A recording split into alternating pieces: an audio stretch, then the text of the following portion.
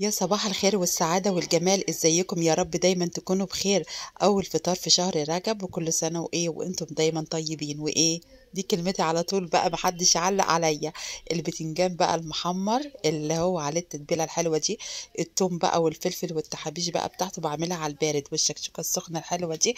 قلنا هنفطر بقى النهاردة، وعشان احنا فرحانين ومبسوطين بقى بقرب بقى شهر رمضان الكريم علينا. فالنهارده بقى هنعمل بقى الغدا الحلو بتاع شهر رجب واول ايامه.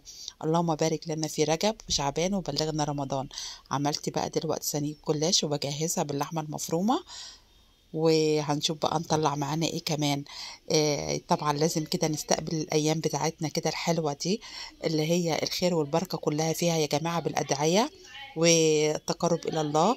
وربنا يجعل 2024 كلها عامره بالخير يا رب، ويزيل عننا كل الهموم.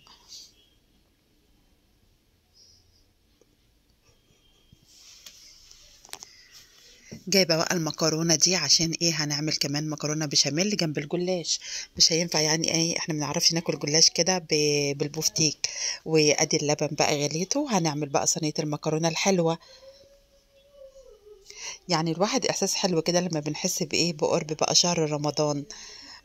كل مدى بقى ورمضان بيدخل علينا في الشتاء.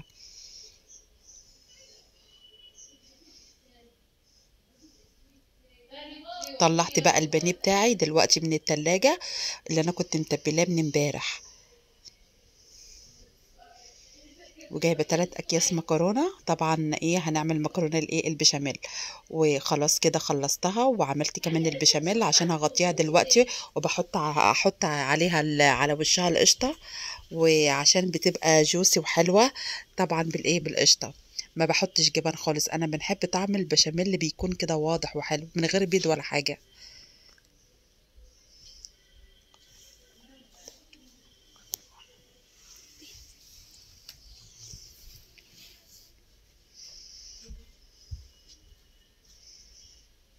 طالما انت بتعملي الحاجة يعني بسعادة وبحب، ان شاء الله كل حاجة تطلع معاكي حلوة.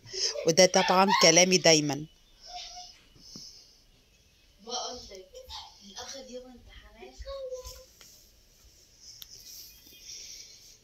خلصت كده الاكل بتاعي وحمرت بقى البانيه